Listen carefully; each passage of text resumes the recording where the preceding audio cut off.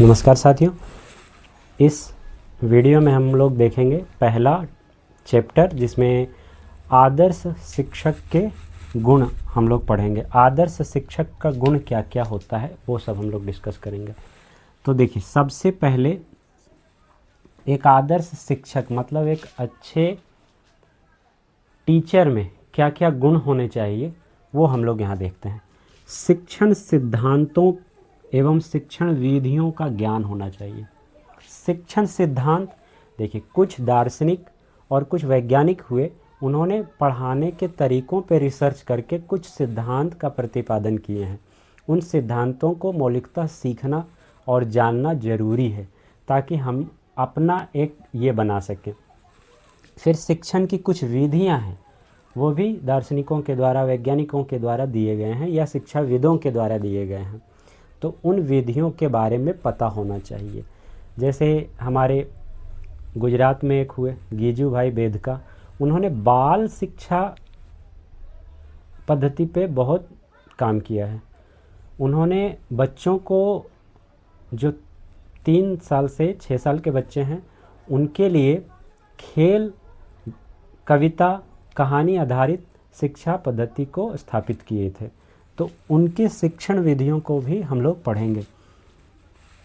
फिर दूसरा है, अपने विषय का गहन ज्ञान होना चाहिए।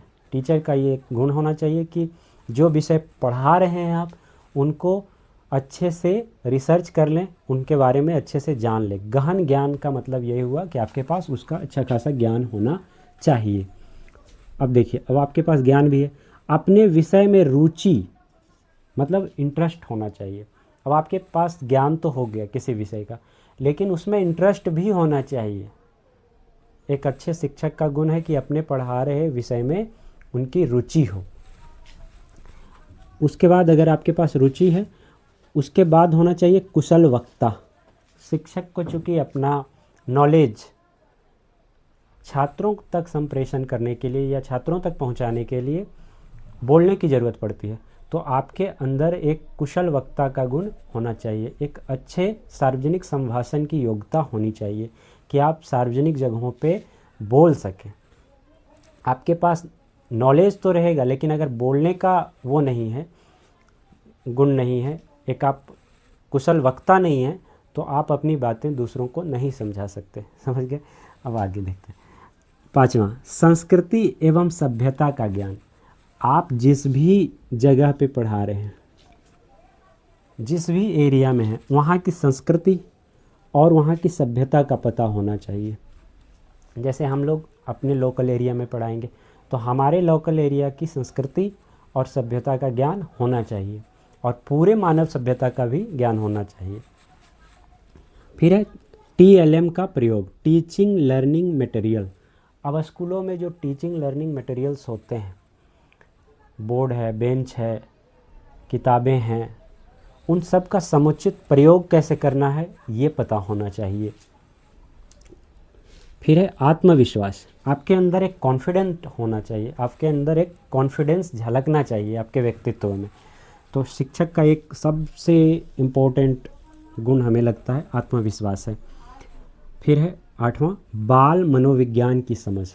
देखिए, जब हम लोग पढ़ना शुरू करेंगे तो कई जगह ये शब्द आएगा, मनोविज्ञान। तो कई दार्शनिक हुए, उन्होंने बच्चों को समझने के लिए कुछ थ्योरीज दिए जो उन्होंने प्रयोग के आधार पे सत्य पाया और उसको हमारे सिलेबस में शामिल किया गया है।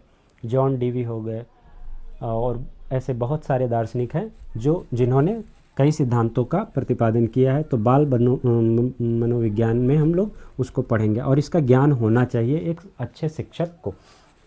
फिर है शिक्षा के उद्देश्यों का पर्याप्त ज्ञान होना चाहिए।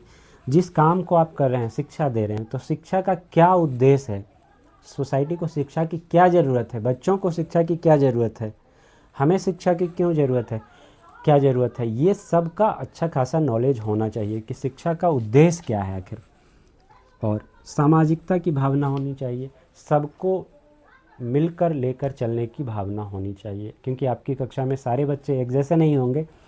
इसीलिए तो इंक्लूसिव एडुकेशन पे सरकार जोर देती है, जिसको समावेशी शिक्षा पद्धति कहते हैं, जिसमें हर स्तर के बच्चों को साथ लेकर चलने की बात की जाती है। तो सामाजिकता की भावना भी एक टीचर के अंदर होना चाहिए।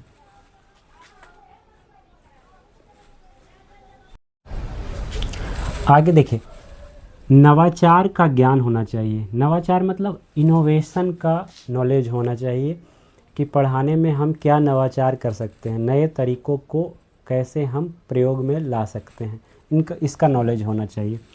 प्रयोग एवं अनुसंधान में रुचि होना चाहिए। प्रयोग करने में यानी शिक्षा देने की पद्धति जो है वो प्रयोग पे आधारित होनी चाहिए, एक्सपेरिमेंटल होना चाहिए, सिर्फ थ्योरी नहीं। और अनुसंधान बेस्ड होना चाहिए, यानी वेल रिसर्च्ड होना चाहिए, रिसर्च के आधार पे नॉलेज दिया जाना चाहिए। फिर है निष्पक्षता।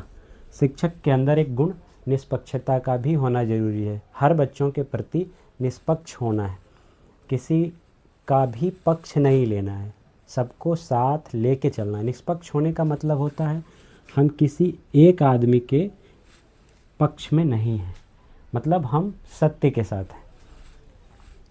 फिर है व्यावसायिक निष्ठा। व्यावसायिक निष्ठा मतलब जिस काम को आप कर रहे हैं, जिस व्यवसाय को आप कर रहे हैं, उसके प्रति एक सच्ची निष्ठा होनी चाहिए। जिस काम को हमें टाइम पे ख़त्म करना है, जिस काम को हमने उठाया है। फिर है आशावादी दृष्टिकोण होना चाहिए। आशावादी होना बहुत ज़रूरी होगा, क्योंकि टीचर के शिक्षण के दौरान जब आप पढ़ा रहे होंगे तो उस दौरान बहुत सारे बच्चे ऐसे मिलेंगे जिनमें थोड़ा सा मेहनत ज़्यादा लगेगी, कभी कभी ऐसा लगेगा कि ये नहीं सीख पाएगा, तो उस समय आपका आशावादी होना ज़रूरी है। कई मोमेंट पे आशावादी होना ज़रूरी होता है, क्योंकि जब लगता है कि ये चीज़ें संभव नहीं है तो उस समय आपको आशावादी होना, जो ये गुण है वो आपको मदद करता है और आगे बढ़ने में। फिर आपके अंदर धैर्य होना चाहिए और सहनशीलता होनी चाहिए। एक शिक्षक के अंदर एक धैर्य का होना बहुत ज़रूरी है, क्योंकि कई बार ऐसा होगा कि क्लास की व्यवस्था, बच्चों की उदंडता, जो नटखट होते हैं, तो उसके कारण आपका जो वो है बैलेंस थोड़ा सा गड़बड़ हो सकता है। तो आपके अंदर वो धैर्यशीलता और सहनशीलता का गुण ज़रूरी है, जिससे आप क्लास को अच्छे से मैनेज कर सकें। विनोद प्रियता मतलब थोड़ा हंसी मजाक का गुण भी होना चाहिए, जिससे क्लास बोरिंग ना हो। तो इसका एक महत्व है शिक्षक के अंदर। मौलिकता का भी गुण होना चाहिए, मौलिक चीज़ों को देखने का गुण होना चाहिए, थोड़ा बुनियादी चीज़ों का परख होना चाहिए। ऐसा नहीं कि सिर्फ हवाई बातें, मतलब मौलिक चीज़ों का भी पता होना चाहिए। फिर है अध्ययनशीलता। टीचर के अंदर अध्ययनशीलता का गुण अति आवश्यक है, क्योंकि आपको पढ़ते रहना पड़ेगा जब तक आप शिक्षण कार्य कर रहे हैं तब तक, क्योंकि ये समय इनोवेशन का है। हर दिन नवाचार हो रहे हैं, हर दिन रिसर्च हो रहा है, हर दिन कुछ ना कुछ पब्लिश हो रहा है। तो उस चीज़ को अपडेट करने के लिए आपको हमेशा पढ़ाई का यानी जो पढ़ाकूपन होता है वो आपके अंदर ज़िंदा रखना पड़ेगा हमेशा। तो अध्ययनशीलता का मतलब यही हुआ कि आपके अंदर पढ़ने का गुण होना चाहिए नई चीज़ों को। उत्तम स्वास्थ्य भी मैटर करता है शिक्षक के लिए। आपको अपने खान पान रहन सहन पे भी अच्छा केयर करना पड़ता है, ताकि बच्चों का सिलेबस सही टाइम पे कंप्लीट हो और आपका जो मानसिक स्थिति है वो सही रहे। तो स्वास्थ्य का बड़ा प्रभाव है शिक्षण कार्य में। फिर है व्यवहारिक दृष्टिकोण होना चाहिए, मतलब प्रैक्टिकल नॉलेज कहते हैं ना, थोड़ा प्रैक्टिकल हो जाओ, तो वैसा एक अप्रोच होना चाहिए एक शिक्षक के अंदर। सिर्फ थ्योरेटिकल बातें नहीं, प्रैक्टिकल भी होना चाहिए। फिर है कक्षा नियंत्रण शैली। इसमें कक्षा नियंत्रण शक्ति है, लेकिन शिक्षक के अंदर एक ऐसा गुण होना चाहिए कि हम कक्षा यानी क्लास को मैनेज कर सकें, उसमें डिसिप्लिन बना के रख सकें। तो कक्षा का नियंत्रण शैली भी हमें होना चाहिए। फिर शिक्षक को बुद्धिमान एवं विचारक होना ज़रूरी है। शिक्षक को बुद्धिमान होना बहुत ज़रूरी है, और थिंकर मतलब चीज़ों को सोचना एक साइंटिफिक अप्रोच के साथ बहुत ज़रूरी है। Thank you.